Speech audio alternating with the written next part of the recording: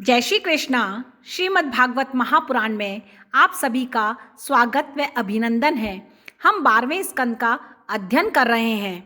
तो चलिए आज 12वें स्कंद की विभिन्न कथाओं का रसपान करते हैं, जिसमें सूत जी ने कहा, हे ऋषियों, श्री सुखदेव जी के मुखारबिंद से ज्ञान में अमृत उपदेश सुनकर राजा परीक्षित की मोह माया समाप्त हो गई और वे उनके चरणों पे मस्तक रखकर कहने लगे, हे मुने, आपने मुझे दिव्य उपदेश देकर धन्य धन्य कर दिया।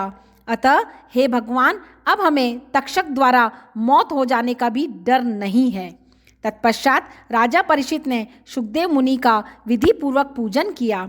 तब महर्षि सुखदेव जी उन्हें मोक्ष का आशीर्वाद देकर अपने ऋषि मंडल के साथ वहां से अपने अपने आश्रम को गए। ऋषियों के प्रस्थान के पश्चात राजा परीक्षित भगवान के ध्यान में लीन हो गए। हे ऋषियों, श्रृंगी ऋषि द्वारा भेजा हुआ तक्षक परीक्षित को काटने चला आ रहा था। मार्ग में उन्हें एक ब्राह्मण मिला। वे विष उतारने में प्रवीण थे और राजा परीक्षित के पास ही जा रहे थे। तक्षक ने उनसे परिचय पूछा तो वे बोले, मैं राजा परीक्षित के पास जा रहा हूँ। आज विष से राजा को नवीन जीवन दूंगा, जिसके फलस्वरूप वे मुझे बहुत सा धन देंगे। तक्षक बोला, हे ब्राह्मण, मैं ही तक्षक हूँ। यह कहते हुए उसने एक विशाल वृक्ष को डंक मार दिया, जिससे वह वृक्ष जलकर भस्म हो गया। फिर बोला, हे पंडित, अगर आप में क्षमता है तो इस जले हुए वृक्ष को पुनर्जीवित कर दें। ब्राह्मण ने देखते ही देखते उसे हरा भरा कर दिया।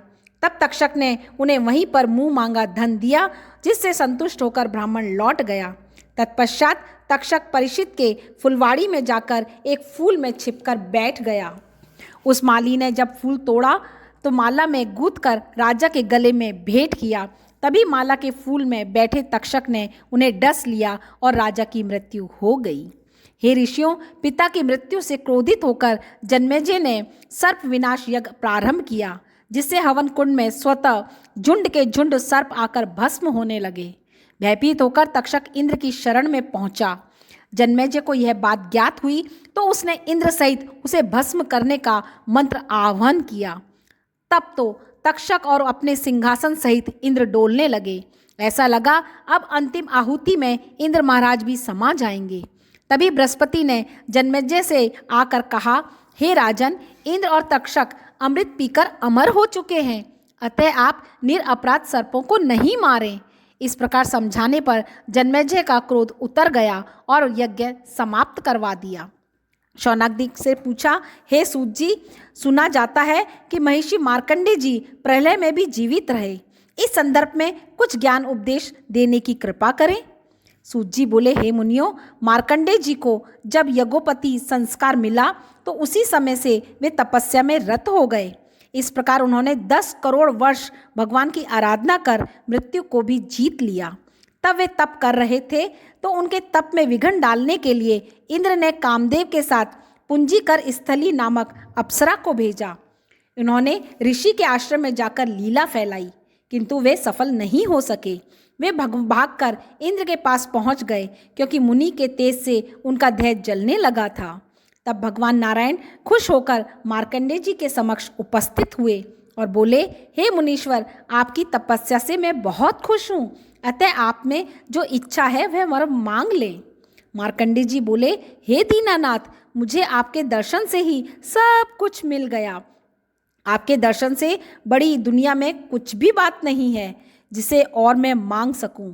हे परमेश्वर, हमारी इच्छा है कि आपकी माया का दर्शन कर जीवन सफल बनाऊं। भगवान विष्णु यह सुनकर तथास्तु कहते हुए अंतर ध्यान हो गए।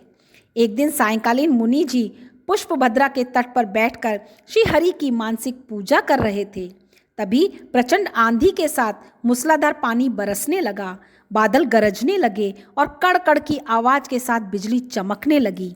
देखते ही देखते चारों ओर से समुद्र उमड़कर एकाकार हो गया। उस समय कुछ भी नहीं बचा। जीव मात्र में एक मार्कंडेय जी ही बचे थे, जो जल की भयानक प्रलय धारा में इधर उधर टकराते हुए अपनी जटा को छितराए 10 अरब वर्ष तक बहते रहे। तब वे एक ऐसे स्थान पर जा पहुँचे जहाँ पर एक पुराना वट वृक्ष खड़ा था। उसके नीचे जल के ऊपर एक पत्ते पर नन्हा सा बालक बैठा हुआ था। उन्हें आश्चर्य हुआ कि इस महाप्रलय में यह बालक जीवित कैसे है। वे उस बच्चे को प्रेम से आलिंगन करने के लिए नीचे की ओर झुके ही थे कि उनकी सांसों में से उनके पेट में वह बालक चला गया। वहाँ उन्होंने देखा कि प्रलय से पहले के समान सब कुछ मौजूद है। वहाँ कुछ दिन मुनिवर रहे, फिर उनकी सांसों के द्वारा ही बाहर आ गए। तो फिर वही प्रलय, पत्ते पर लेटा हुआ वही शिशु, जलमग्न संसार देखा। वह समझ गए कि यह भगवान की ही माया है। तत्पश्चात फिर मार्कंडेय जी तप में जल में ही खड़े होकर करने लगे और शिवजी की आराधना करने लगे। उन्हें तपस्या में लीन रहते हुए भी पुनः सृष्टि का निर्माण हो गया, इसका भी ज्ञान नहीं रहा। महर्षि मार्कंडेय ध्यान में इतने लीन थे कि उन्हें इन सब बातों का कुछ पता ही न चला।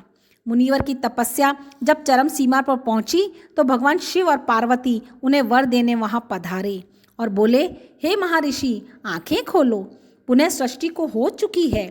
भगवान की वाणी सुनकर मुनिवर ने अपने नेत्र खोले और भगवान शंकर और गौरी मैया को सामने देखकर भाव विह्वल होकर उनके चरणों में गिर पड़े।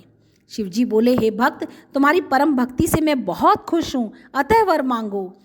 मार्कंडेय जी ने कहा, हे प्रभु, आपके और श्री कृष्ण के चरणों में हमारी भक्ति लगी रहे, बस यही वर चाहता हूँ। भगवान शिव और पार्वती तथा अस्तु कहकर अंतर ध्यान हो गए। जय श्री कृष्णा। कल हम आगे के अध्यायों का अध्ययन करेंगे।